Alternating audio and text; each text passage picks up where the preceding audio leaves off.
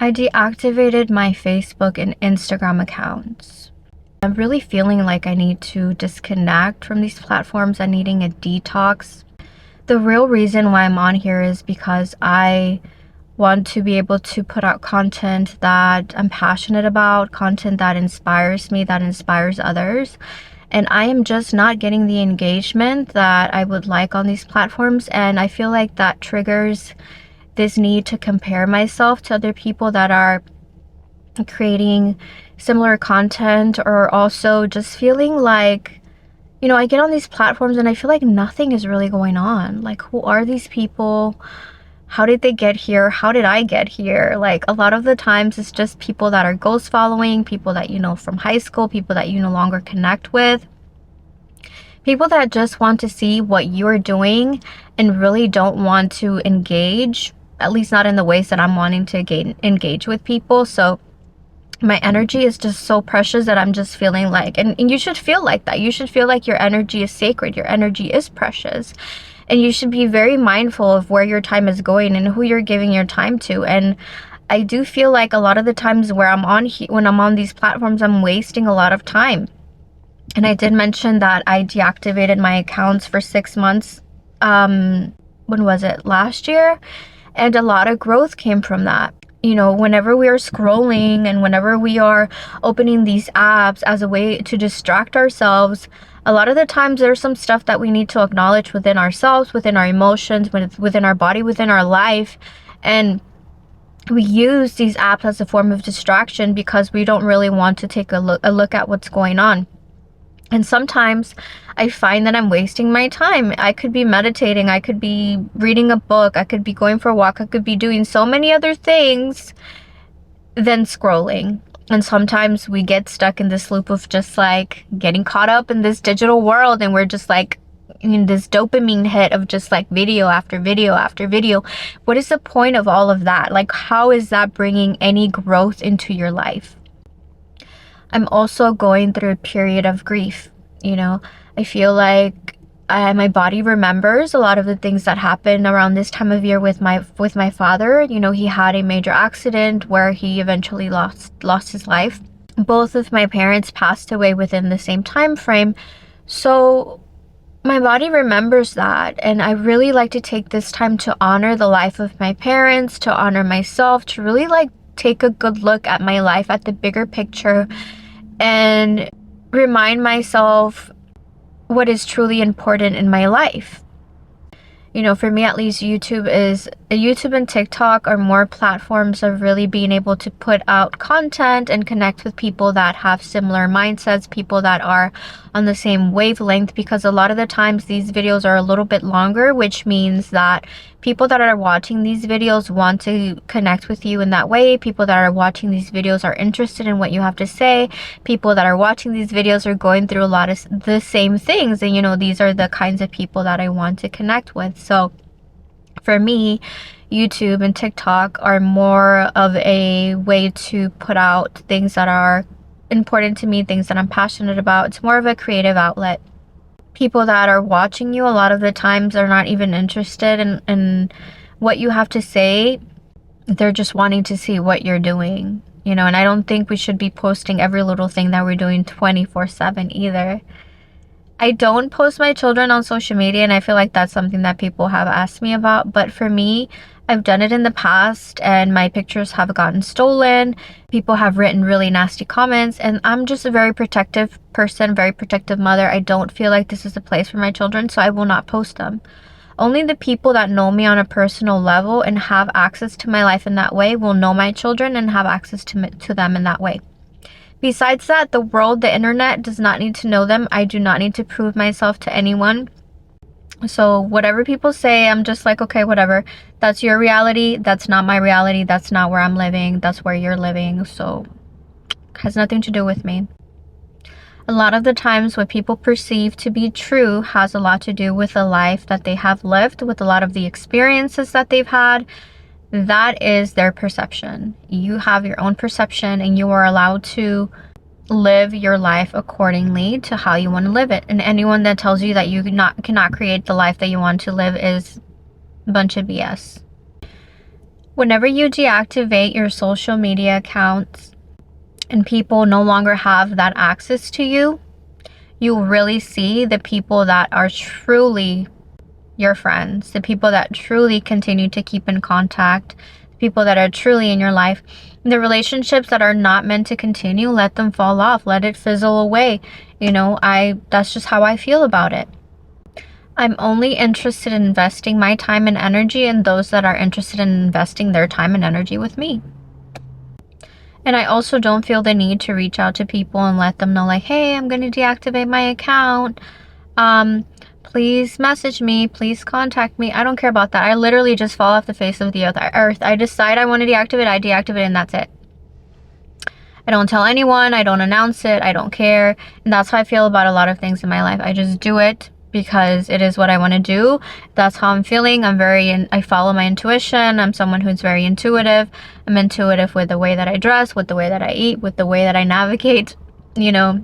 So I want to honor whatever it is that I am needing at this time. And right now, I'm feeling like it is a time of self for me, a time of reflecting on where I am in life and where I want to go, a time of grief.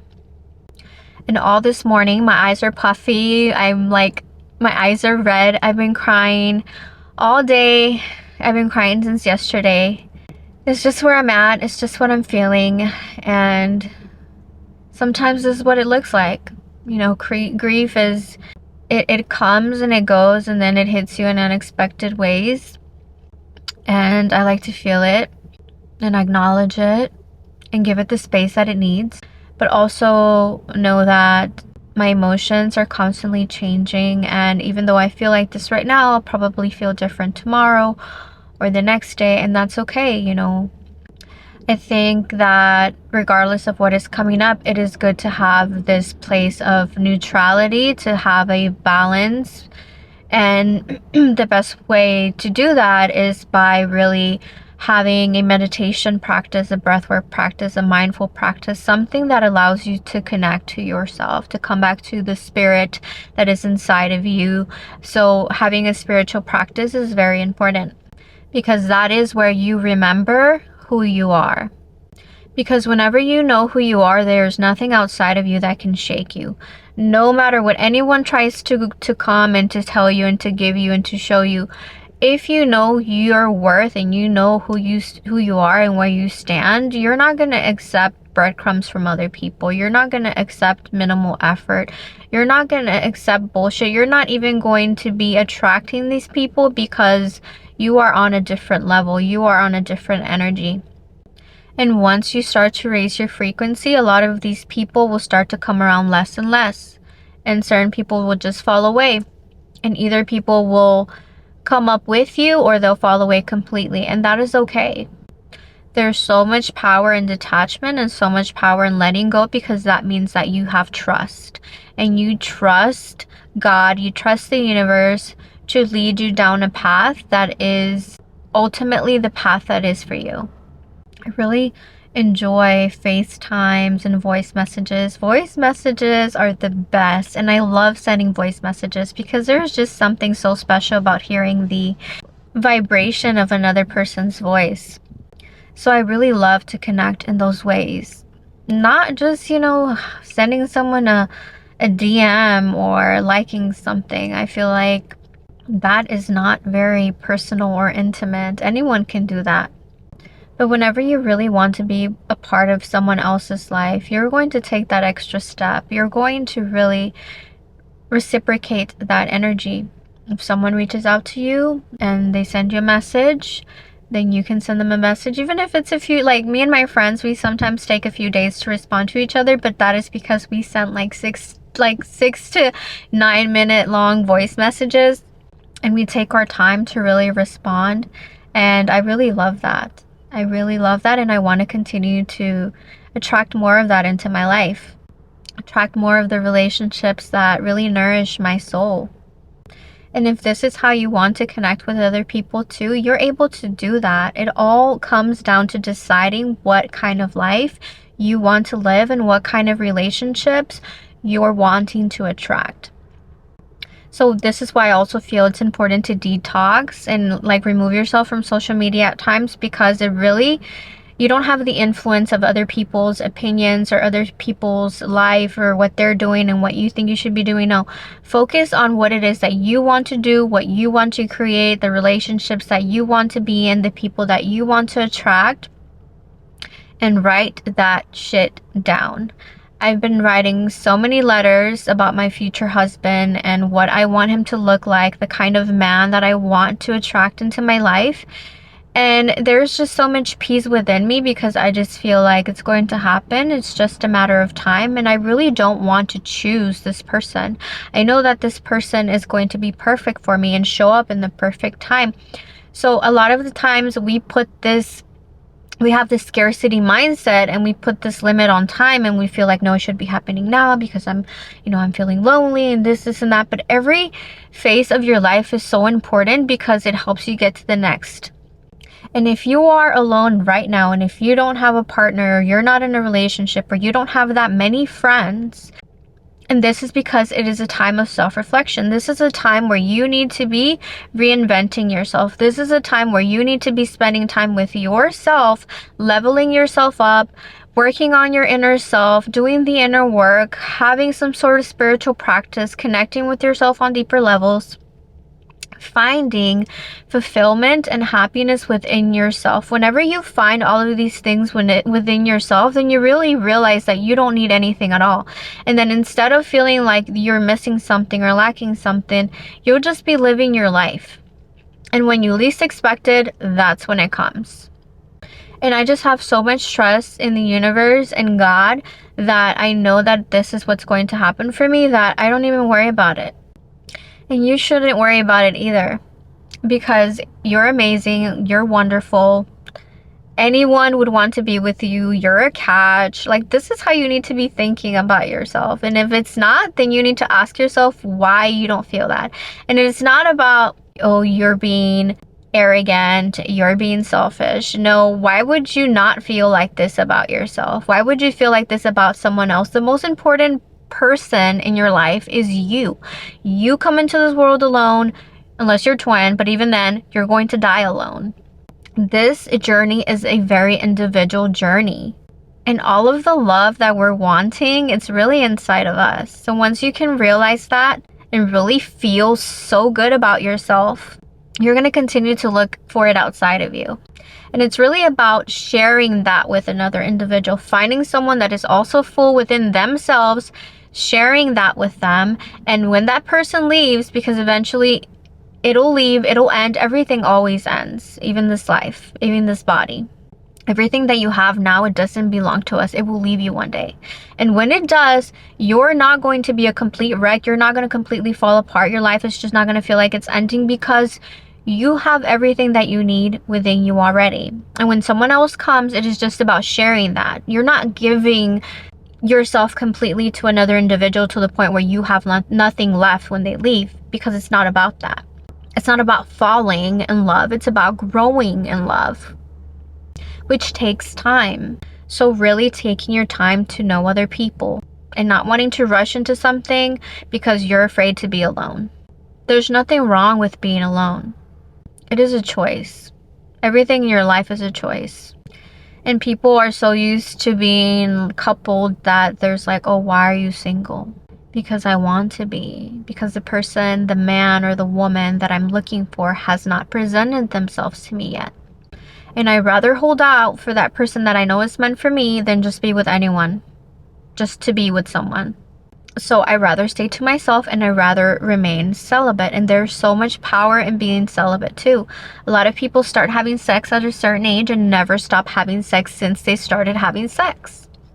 You know, how long, you need to also detox your body. Your sexual energy is life force energy. It is creative energy. It is what creates this whole universe. And it's like, you're just accumulating all of this energy from person to person to person. And dealing with anxiety, dealing with depression. A lot of the time, a lot of this shit is not even yours. But you don't realize it because society is so sexualized that everyone is just doing it with anyone, not using protection. And it's just like opening yourself up to energies that you do not want in your life. Our sexual energy is creative energy. It's life force energy. It is what brings other people into this world. It is about creating something, and you're just giving it away like that, like nothing, like it's nothing. Like, if you knew your worth, you would not give away your sexual energy, the most precious thing that you have, so easily. And a lot of people are like, oh, I can't do that. I need to have sex. Do you really need to have sex? Or is it something within you that you're not acknowledging, that you feel that you need to have that connection with another person because you cannot have it with yourself? Learn to practice discipline. This will bring you self-empowerment. This will bring you strength. This will make you unfuckable. Literally. I'll do another video about celibacy, but so I just wanted to do a video to just kind of talk about what I've been going through, what I'm feeling. I hope that this is relatable and it reaches anyone that is needing to hear this message today. I love you guys, and I will see you in the next video.